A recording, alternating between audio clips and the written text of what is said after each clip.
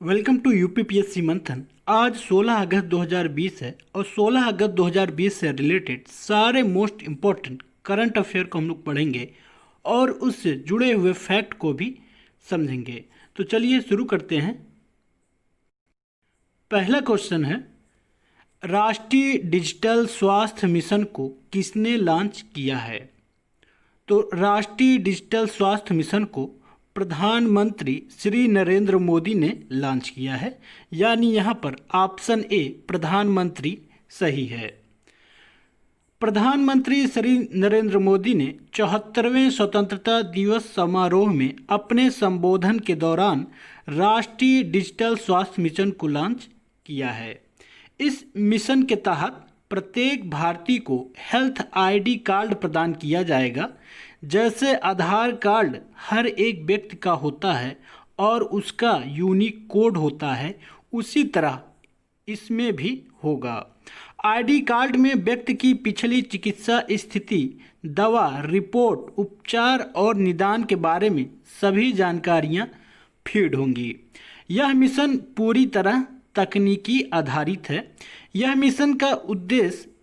इस मिशन का उद्देश्य भारत में स्वास्थ्य देखभाल की दक्षता, प्रभावशीलता और पारदर्शिता में सुधार करना है। इसे प्रधानमंत्री जन आरोग्य योजना या आयुष्मान भारत के तहत संचालित किया जाएगा। जब आप किसी भी डॉक्टर के पास इलाज कराने जाएंगे तो साथ में आपको सारे पर्चे और टेस्ट रिपोर्ट नहीं ले जाने पड़ेगी, बल्कि इसी आईडी से आपका काम चल जाएगा। यदि आप अस्पताल नहीं जा पा रहे हैं तो डॉक्टर कहीं से भी बैठकर आपकी सारी मेडिकल रिपोर्ट देख सकता है। आयुष्मान भारत की शुरुआत 2018 में की गई थी। नेक्स्ट क्वेश्चन है, प्रोजेक्ट लायन और प्रोजेक्ट डॉल्फिन का शुभारंभ किसने किया है?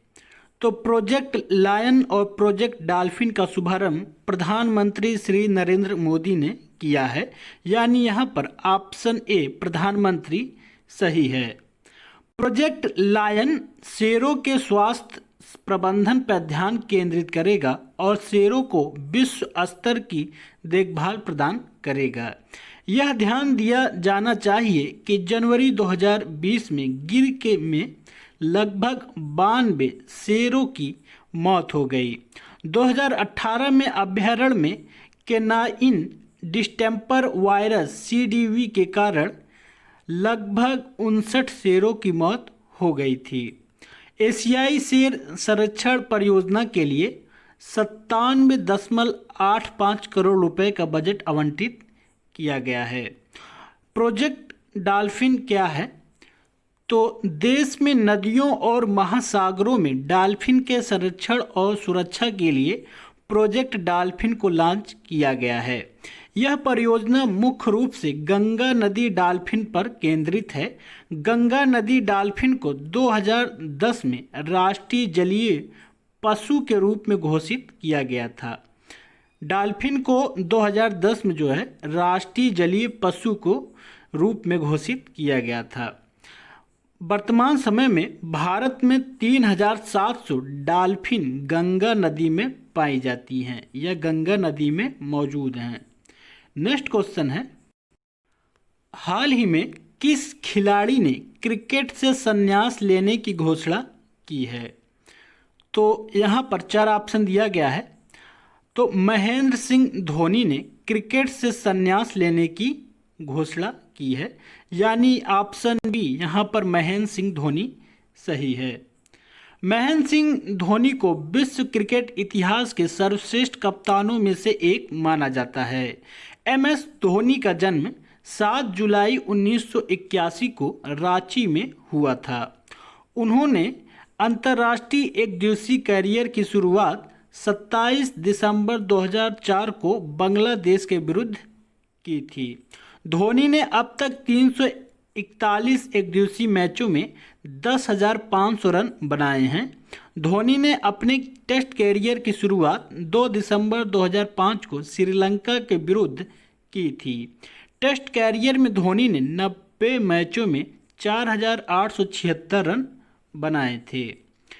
इन्होंने अपने अंतर्राष्ट्रीय टी20 कैरियर की शुरुआत 1 दिसंबर 2006 को की थी। धोनी की कप्तानी में भारत ने 2007 का टी20 विश्व कप, 2011 का एक दिवसीय क्रिकेट विश्व कप तथा 2013 की आईसीसी चैंपियन ट्रॉफी जीती थी। नेक्स्ट क्वेश्चन है, लक्षद्वीप द्वीप समूह को जोड़ने वाले ऑप्टिक फाइबर लिंक को किसने लॉन्च किया है? तो ऑप्टिक फाइबर लिंक को प्रधानमंत्री श्री नरेंद्र मोदी ने लॉन्च किया है, यानी यहाँ पर ऑप्शन ए प्रधानमंत्री सही है। 15 अगस्त 2020 को पीएम मोदी ने स्वतंत्रता दिवस के 74वें समारोह में अपने संबोधन के दौरान लक्षद्वीप द्वीप समूह के ऑप्टिक फाइबर लिंकिंग की घोषणा की है। लक्षद्वीप और मुख्य भूमि के बीच स्थापित किया जाने वाला अंडर सी ऑप्टिकल फाइबर केबल लिंक देश का दूसरा इस तरह का परियोजना है।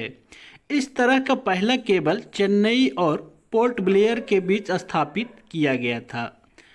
लक्षद्वीप अंडर सी परियोजना को 1000 दिनों में पूरा किया जाएगा। यह शेष भारत और लक्षद्वीप के बीच संचार को बढ़ावा देने में मदद करेगा। दूर संचार विभाग इस परियोजना को लागू कर रहा है। यह केबल 400 गीगाबाइट्स प्रति सेकंड तक इंटरनेट स्पीड बढ़ाएगा। साथ ही यह द्वीपों में 4G मोबाइल सेवाओं और डिजिटल सेवाओं जैसे ई-गवर्नेंस, एजुकेशन, पर्यटन, हेल्थ को बढ़ावा देगा। नेक्स्ट क्वेश्चन है, उपग्रह डेटा पर आधारित एक अध्ययन के मुताबिक किस राज्य में वनों की कटाई की उच्च दर के कारण हॉर्नबिल पक्षी के निवास स्थान खतरे में पड़ रहे हैं? तो अरुणाचल प्रदेश में अत्यधिक वनों की कटाई के कारण हॉर्नबिल पक्षी के निवास स्थान खतरे में पड़ रहे हैं, यानी यहाँ पर ऑप्शन ए अरुणाचल प्रदेश सही है। उपग्रह डेटा पर आधारित यह अध्ययन 862 वर्ग किलोमीटर के क्षेत्रफल में फैले पापुम रिजर्व फॉरेस्ट में किया गया। पापुम रिजर्व फॉरेस्ट में वनों की कटाई की वार्षिक दर 8.2 वर्ग किलोमीटर है। पापुम रिजर्व फॉरेस्ट बड़ी, रंगीन और फल खाने वाली हॉर्न बिल की 3 प्रजातियां, ग्रेट पुष्पांजलि और ओरिएंटल चितकबरा का निवास स्थान है। अरुणाचल प्रदेश के मुख्यमंत्री पेमा खांडू हैं तथा राज्यपाल बीडी मिश्रा हैं। नेक्स्ट क्वेश्चन है, अमेरिका के राष्ट्रपति ट्रंप की सहायता से संयुक्त अरब अमीरात यूएई और किस देश के बीच 13 अगस्त 2020 को ऐतिहासिक शांति समझौता किया गया? तो इजराइल और यूएई संयुक्त अरब अमीरात के बीच ऐतिहासिक शांति समझौता किया गया है, यानी यहाँ पर ऑप्शन ए इजराइल सही है। दोनों देशों में रिश्तों को सामान्य करने के लिए सहमत बन गई है। इस समझौते के तहत इजराइल ने फिलिस्तीन के वेस्ट बैंक इलाके में अपनी दावेदारी छोड़ने को तैयार हो गया है। वहीं यूएई इजराइल से पूर्ण राजनयिक संबंध बहाल करने को राजी हो गया है। ऐसा करने वाला वह पहला खाड़ी देश बन गया है। कौन? यूएई। यूएई अरब राष्ट्रों में इजराइल से राजनयिक संबंध शुरू करने वाला तीसरा देश बन गया है। अभी केवल मिस्र और जॉर्डन के इजराइल के साथ राजनयिक संबंध हैं। मिस्र ने साल 1979 में इजराइल के साथ एक शांति समझौता किया। उसके बाद साल 1994 में जॉर्डन के साथ हुआ था। नेक्स्ट क्वेश्चन है, जापान के बाद दूसरा कौन सा विकसित देश मंदी की चपेट में आ गया है? तो जापान के बाद दूसरा देश यूनाइटेड किंगडम मंदी की चपेट में आ गया है, यानी यहाँ पर ऑप्शन सी यूनाइटेड किंगडम सही है। ऐसा कोविड-19 की वजह से हुआ है। दूसरी तिमाही में ब्रिटेन की जीडीपी 20.4% की भारी गिरावट आई है। ब्रिटेन में लगातार 2 तिमाही के दौरान जीडीपी ग्रोथ निगेटिव रहने पर अर्थव्यवस्था को आधिकारिक रूप से मंदी की चपेट में माना जाता है। वित्त मंत्री ऋषि सुनक ने कहा, आंकड़ों से यह स्पष्ट है कि हमारे लिए काफ़ी कठिन समय आ चुका है। द हिंदू की रिपोर्ट में दिया है कि 32.92% जो है 32.92 मिलियन लोगों ने रोजगार खो दिया है। वित्त मंत्री ने कहा, अगले महीनों में और लोगों की नौकरियां जा सकती हैं। वैश्विक वित्तीय संकट के मद्देनज़र 2008-9 में गहरी मंदी के बाद यह सबसे बड़ी मंदी है। विश्व बैंक ने कहा है कि कोरोना वायरस की वजह से वैश्विक अर्थव्यवस्था में दूसरे विश्व युद्ध के बाद की सबसे बड़ी मंदी आ सकती है। नेक्स्ट क्वेश्चन है, सुप्रीम कोर्ट ने हिंदू उत्तराधिकारी संशोधन कानून 2005 को लेकर अहम फैसला सुनाया है, जिसके तहत अब बेटियों को किस संपत्ति में बराबरी का हक मिलेगा।